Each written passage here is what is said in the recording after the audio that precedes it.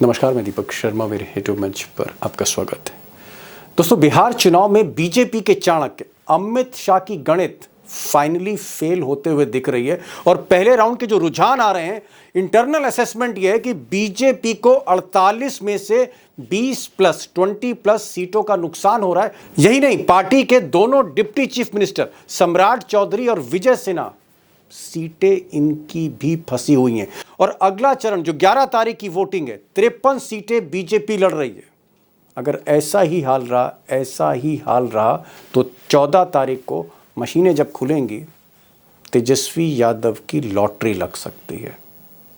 अब भले ही अमित शाह या नड्डा पहले राउंड के चुनाव के बाद कहें कि एनडीए जीत रही है, बीजेपी को बम्पर सीटें मिल रही हैं, हकीकत यह है कि कल रात जैसे ही रुझान आए, प्रधानमंत्री नरेंद्र मोदी ने अर्जेंट मीटिंग कॉल करी, चुनाव का असेसमेंट किया, सीट वाइज असेसमेंट किया और ऐसा कहा जा रहा है कि मोदी ने अब चुनाव की कमान अमित शाह से अपने हाथ में ले ली। यानी अगले 3-4 दिनों में बीजेपी की टॉप लीडरशिप से जो आदेश जाएंगे वो नड्डा और शाह के नहीं होंगे, वो आदेश अब मोदी के होंगे।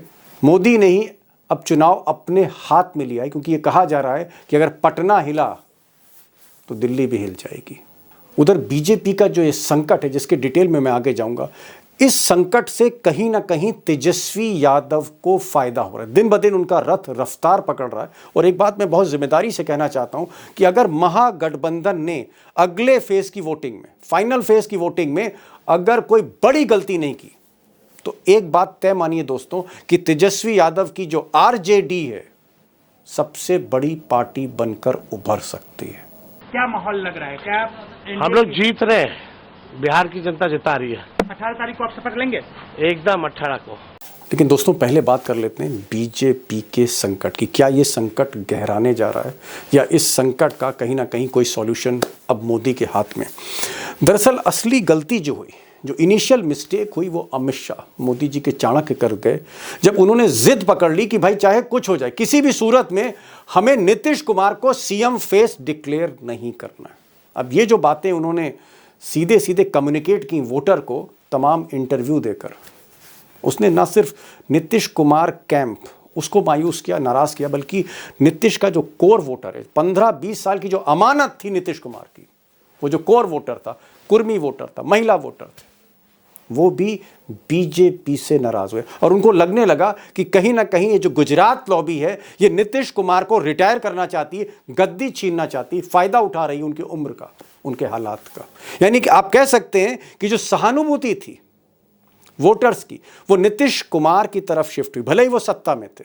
और जो विलन बनते गए, खलनायक बनते गए, वो गुजरात लॉबी बनती गई, बीजेपी बनती गई। और इसका नतीजा ये हुआ कि कई सीटों पर, पहले फेज की कई सीटों पर, ये जो 121 सीटों पर चुनाव हुआ है, बहुत सी ऐसी सीटें जहां एनडीए की तरफ से बीजेपी लड़ रही थी, वहां पर नीतीश कुमार का वोट शिफ्ट हुआ बीजेपी की जगह आरजेडी में, कांग्रेस में। ये एक बड़ा परिवर्तन देखने को मिला। इसको मैं आगे तफसील से आपके सामने रखने की कोशिश करूंगा। लेकिन एक बात और हुई, प्रशांत किशोर, जिनको बहुत कमजोर माना जा रहा था, अल्टीमेटली शुरू में प्रशांत किशोर एक तूफान की तरह उठे, लेकिन पिछले 7-8 दिन में प्रशांत किशोर की आक्रामकता कम होती चली गई। उनका जो परसेप्शन था वो कहीं ना कहीं डाइल्यूट हो रहा था। लेकिन इसके बावजूद प्रशांत किशोर ने शहरी सीटों पे बीजेपी को नुकसान पहुंचाया है। कई कैंडिडेट 10,000, 15,000 वोट जो ले रहे हैं, बीजेपी को ज़्यादा नुकसान कर रहे हैं। उधर चिराग पासवान से जो उम्मीदें थी अमित शाह को, मोदी को, जिसलिए उनको 29 सीटें दी गई आउट ऑफ द वे जाके, चिराग पासवान का चिराग रोशन होते हुए नहीं दिख रहा। और उपेंद्र कुशवाहा से भी बहुत ज़्यादा उम्मीदें अब बीजेपी को रही नहीं। कुल मिलाकर संकट बरकरार है बीजेपी का। और दोस्तों, सच्चाई इस वक्त, ज़मीनी सच्चाई ये है, सेकेंड फेज़ की तैयारी जो बीजेपी कर रही है, इतना ज़्यादा प्रेशर में उम्मीदवार हैं कि उन्होंने अपने पोस्टर पर, बीजेपी के पोस्टर पे, मोदी की तस्वीर हटाकर नीतीश कुमार की तस्वीर लगा दी। यानी आप कह सकते हैं कि बीजेपी खुद पर निर्भर नहीं है, अब नीतीश कुमार पर पूरी तरह निर्भर है। और उनको लगता है कि अगर नीतीश कुमार का वोट ट्रांसफर होता है सेकंड फेज में तभी कामयाबी मिलेगी। इसलिए नीतीश के पोस्टर बीजेपी के दफ्तर में बीजेपी के पोस्टर पर देखे जा रहे हैं। ये मैं नहीं कह रहा हूं, तस्वीरें बता रही हैं। बहरहाल कल क्या हुआ और आगे क्या होने जा रहा है, बीजेपी का 48 सीटों पर क्या हाल हुआ फर्स्ट फेज में, और सेकंड फेज में 53 सीटों पर क्या होने जा रहा है, ये बहुत इंपॉर्टेंट क्वेश्चन है। क्योंकि चुनाव कहीं ना कहीं बीजेपी की कामयाबी और नाकामयाबी पर निर्भर हो रहा है। आरजेडी और जेडीयू की परफॉर्मेंस पर भी निर्भर है, लेकिन बीजेपी की नाकामी कामयाबी पर भी निर्भर होगा। और ऐसी स्थिति में अब विकल्प क्या बचते हैं? मोदी जी के पास, अमित शाह के पास क्या बड़ा खेल होगा, बड़ी तिगड़म होगी? इसके लिए मैंने आज बिहार के डेटा जर्नलिस्ट अभिषेक कुमार को बुलाया है और उनके पास जो डेटा है सीटों का, चौंकाने वाला। एक बार उनको सुन लीजिए, स्थितियां और ज्यादा क्लियर होती जाएंगी। अभिषेक, ये बताइए कि अमित शाह और नरेंद्र मोदी दोनों ने मिलकर जिस तरह से नीतीश कुमार को सीएम फेस प्रोजेक्ट नहीं किया, क्या ये फैसला अल्टीमेटली भारी पड़ गया? सिंपैथी नीतीश कुमार के साथ गई और पब्लिक का गुस्सा बीजेपी पे उतरा। और क्या ये हम मान लें या मान सकते हैं कि कल शाम से जब से ट्रेंड आ रहे हैं, अमित शाह और नरेंद्र मोदी बेहद दबाव में, too much pressure on them? देखिए दीपक जी, ये तो होना ही था। इसलिए होना था क्योंकि जनता के बीच में जब ये मैसेज चला जाता है कि साजिश हो रही है, तो साजिश कोई भी करे या साजिश ना करे, लेकिन जब मैसेज चला जाता है तो फिर उसके बाद जिसके ऊपर शक होता है, जिसके ऊपर लोग डाउट करते हैं कि ये ऐसा कर सकता है, राजनीतिक तौर पर उसको ऐसा नुकसान होता है। क्योंकि अभी भी जनता इस देश में ऐसी नहीं हुई है कि किसी भी तरह की राजनीतिक साजिश का खुला समर्थन करे। तो आपको क्या लग रहा है कि बीजेपी की कई सीटें, 48 सीटों पे बीजेपी लड़ी फर्स्ट राउंड में, कई सीटें आपको फंसती हुई दिख रही हैं? और अगर आपसे मैं फीडबैक मांगूं, अगर आपसे मैं पूछूं कि ट्रेंड्स क्या आ रहे हैं, क्योंकि आप तो डेटा किंग हो बिहार के, कुछ सीटें आप बता सकते हैं हमारे दोस्तों को कि कौन सी सीटें जो कुछ सीटें मैं बीजेपी आपको का जीतना गिनती की मुश्किल है? सीटें बता देता हूं, समय कम है। जैसे पटना शहर के अंदर दीघा की सीट है, संजीव चौरसिया यहां पर फंसे हुए दिखाई दे रहे हैं। और फंसने का कारण जनता दल यूनाइटेड के कोर वोटर्स यानी नीतीश कुमार के स्वजातीय मतदाता भी है, जन सुराज की उपस्थिति भी है, सुशांत सिंह राजपूत की बहन की उपस्थिति भी है वहां पर माले से। अब दूसरी सीट आप देखें तो प्रतिष्ठा की लड़ाई पटना साहिब में थी, जहां प्रधानमंत्री जाकर के आपने देखा होगा कि तख्त हरमंदिर गुरुद्वारा जहां गुरु गोविंद सिंह का जन्म हुआ, वहां पर जाकर के मत्था टेक रहे थे, लेकिन वो मत्था टेकना काम नहीं आया है। गुरुजी ने आशीर्वाद नहीं दिया है ऐसा लगता है जी। और इसलिए मैं कह रहा हूं क्योंकि नंदकिशोर यादव का टिकट काटा गया। आप सोचिए, नंदकिशोर यादव बिहार भारतीय जनता पार्टी में कितनी बड़ी शख्सियत थे, क्या नहीं रहे वो विपक्ष के नेता से प्रदेश अध्यक्ष जी। वो सीट फंस गई है। इसके बाद यदि आप देखें दरभंगा शहर की सीट लगातार भारतीय जनता पार्टी जीत रही थी, वहां सीबीआई के retired joint director RK Mishra की उपस्थिति ने मैथिल ब्राह्मणों के एक बड़े हिस्से को, जो खबर आ रही है कि जो डिसाइडिंग फैक्टर होते हैं, फैसला कराने वाले वोट, उनको जनसुराज की तरफ मोड़ा है। नुकसान भारतीय जनता पार्टी का है। मुकेश सहनी रोए थे, इसका भी असर वहां हुआ है क्योंकि उन्हीं की पार्टी लड़ रही है, उनका होम डिस्ट्रिक्ट है।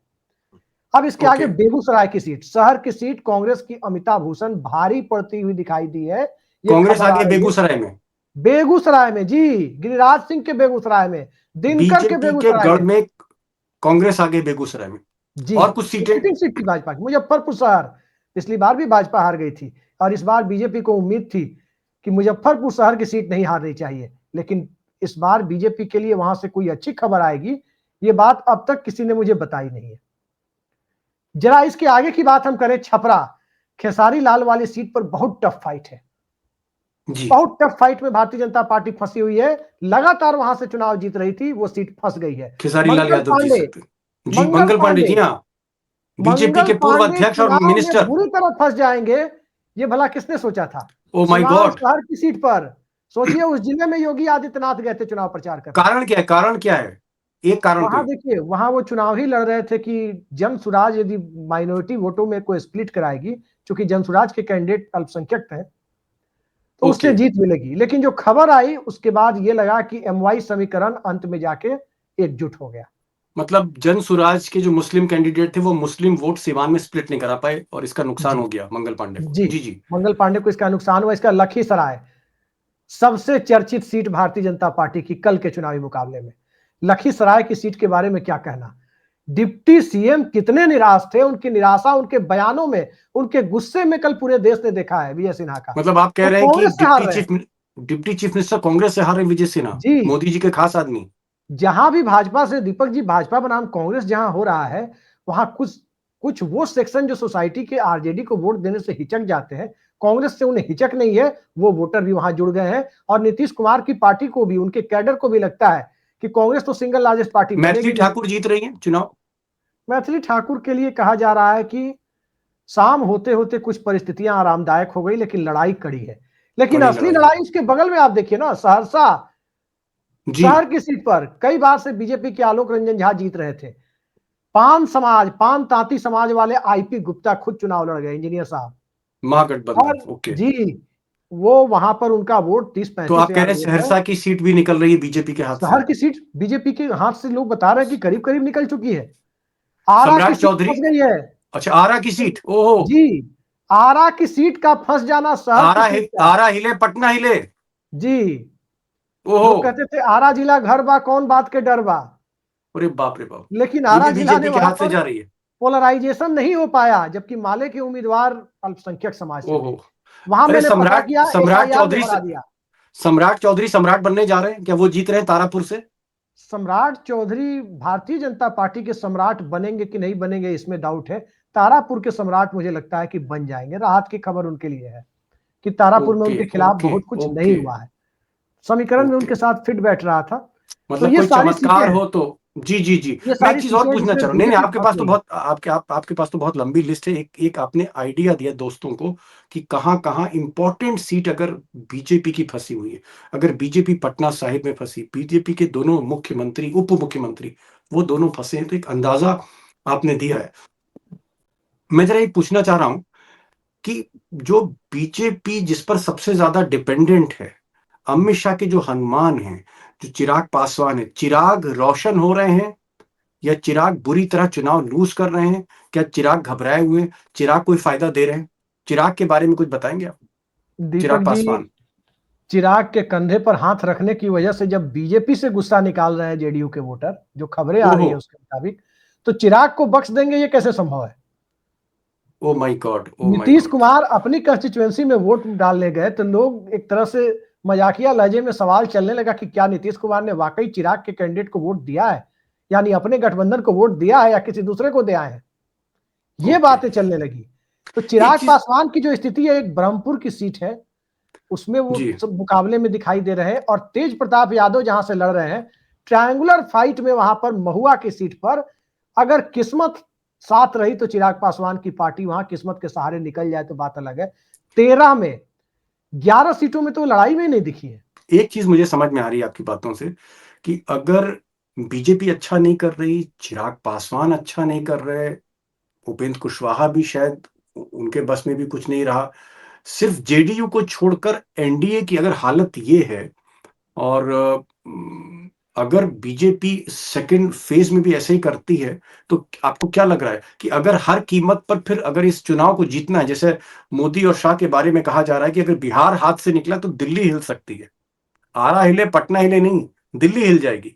और अगर दिल्ली हिलती है तो एक बहुत भारी मुसीबत में मोदी फंसने वाले हैं। मैं एक चीज जानना चाह रहा था, क्योंकि आप बिहार को बहुत अच्छी तरह से समझते हैं, क्या अब अगर बाउंस बैक करना है बीजेपी को, अगर अमित शाह को अभी भी जीतना है हर कीमत पे, जो कह रहे हैं कि हर कीमत पर हमें बिहार चाहिए, बिहार अगर हाथ से निकला तो दिल्ली हिलेगी, क्या अब बिना तिगड़म के, बिना मशीनों के, बिना किसी बड़े गेम के अमित शाह के लिए ये चुनाव अब जीतना इस स्टेज पे मुश्किल है? बहुत मुश्किल दिखाई दे रहा है। ये कोई चमत्कार ही होगा कि बिहार में भारतीय जनता पार्टी अपने 74 की पुरानी संख्या को 2020 वाली संख्या को बरकरार रख पाएगी। और ऐसा मैं इसलिए कह रहा हूं कि पटना में मैंने जितने लोगों से बात की कि 48 सीटें जो कल चुनाव हुआ है जहां बीजेपी लड़ी है, उन 48 में कितनी जीतेगी, कोई 20, कोई 22, कोई 23 ऐसे कह रहा है। ओ इसका माय सीधा गॉड। मतलब है कि 20 से 23-24 के बीच में बीजेपी अटकती वाकई दिखाई दे रही है अगर, तो दूसरे फेज में तो उसे 53 में 53 सीटें जीतनी होंगी, तभी वो गॉट इट, पिछले नंबर तक पहुंच पाएगी। Got it sir, got it, समझ जी, गया। अभिषेक कह रहे हैं कि बिना तिगड़म के, बिना किसी खेल के, बिना किसी गेम के, अब इस चुनाव को अमित शाह के लिए जीतना बहुत मुश्किल है। अभिषेक, बहुत मसरूफियत के बीच में, बिजीनेस के बीच में आपने समय निकाला, उसके लिए बहुत बहुत शुक्रिया। Thank you so much for joining this programme. Ji.